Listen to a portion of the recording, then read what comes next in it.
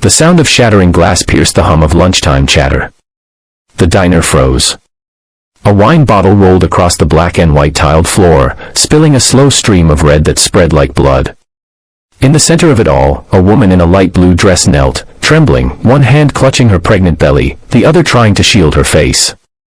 Above her, a man stood with a black leather belt coiled in his hand like a serpent.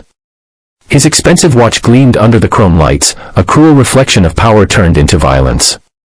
The man was Victor Hale, a billionaire CEO whose face often graced business magazines, a man the world admired for his empire, but the woman at his feet knew the monster behind the smile. If you believe that kindness, courage, and standing up for what's right can still change the world, please take a second to like, comment, share, and subscribe to Kindness Corner. Every small act of support helps stories like this reach hearts that need to hear them. Her name was Alina. She had once believed in fairy tales, that love could conquer cruelty, that success could mean safety. But months of quiet bruises and whispered apologies had taught her otherwise. And now, inside this bright, bustling diner on a quiet Thursday afternoon, her world shattered completely. Victor's face was cold, his tone low and venomous. He didn't care about the eyes watching from the booths or the way his wife's tears darkened the fabric of her dress. He was used to control, in boardrooms, in business, and at home. Power was his comfort. Fear was his weapon. The other customers sat paralyzed. Some turned away. Others stared at their plates, pretending not to see. The waitresses near the counter froze mid-step, unsure whether to call someone or hide. The air was heavy with silent shame, the kind that comes when good people watch evil and do nothing. Alina tried to stand, her hand shaking as she reached for the edge of a booth. But Victor's voice boomed again, echoing through the diner. "Sit down," he barked.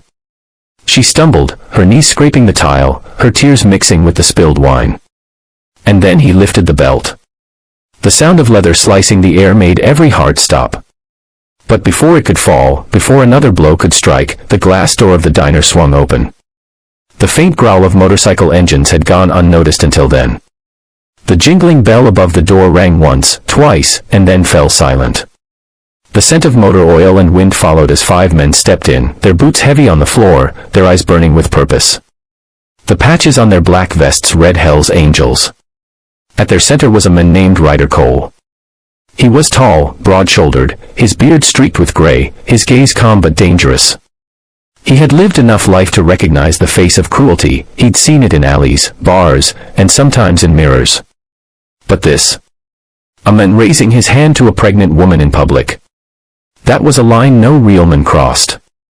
Victor turned, startled but still defiant. The belt dangled from his grip. "This doesn't concern you," he spat, his voice laced with arrogance.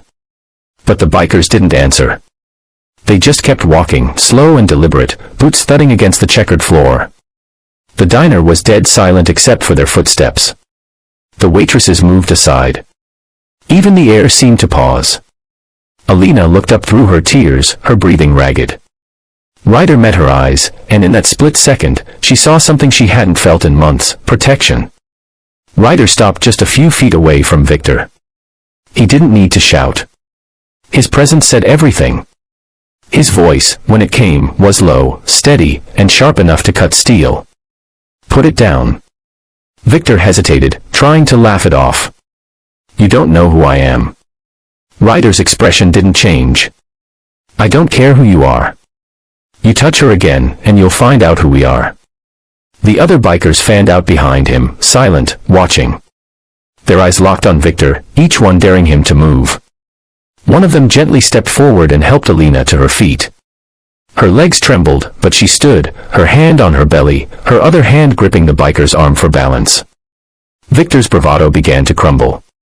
His eyes darted between the men, calculating his chances. He was powerful in boardrooms, untouchable in skyscrapers, but here, surrounded by men who lived by loyalty, not money, he was small. He dropped the belt. It hit the floor with a dull thud, the sound of defeat. The bikers didn't touch him. They didn't have to. The silence, the weight of their presence, and the quiet shame of the onlookers did what no punch could do. Victor turned, furious and humiliated, and stormed out of the diner, slamming the door behind him. The sound echoed like justice. Ryder knelt beside Alina. "You safe now?" he asked softly. She nodded through her tears, unable to speak. One of the waitresses brought her a glass of water, and another draped a towel over her shoulders. Slowly, the diner came back to life. People whispered. Someone wiped the spilled wine. The broken glass was swept away. But something deeper had shifted. The room no longer felt cold with fear. Ryder stood and looked around at the other patrons, his voice calm but firm. "Don't ever sit quiet when you see something like that. Silence protects the wrong people." Then he turned back toward the door. The bikers walked out the same way they came in, steady, quiet, leaving behind a space that suddenly felt a little safer. Outside, the motorcycles roared to life. Alina stepped to the window, watching them ride away into the sunlight. Her reflection in the glass looked different now, still fragile, still healing, but alive. For the first time in a long while, she felt a flicker of strength and gratitude for strangers who became angels when she needed them most. Sometimes heroes don't wear suits or capes. Sometimes they wear leather, ride steel, and carry the courage the rest of the world forgets to use.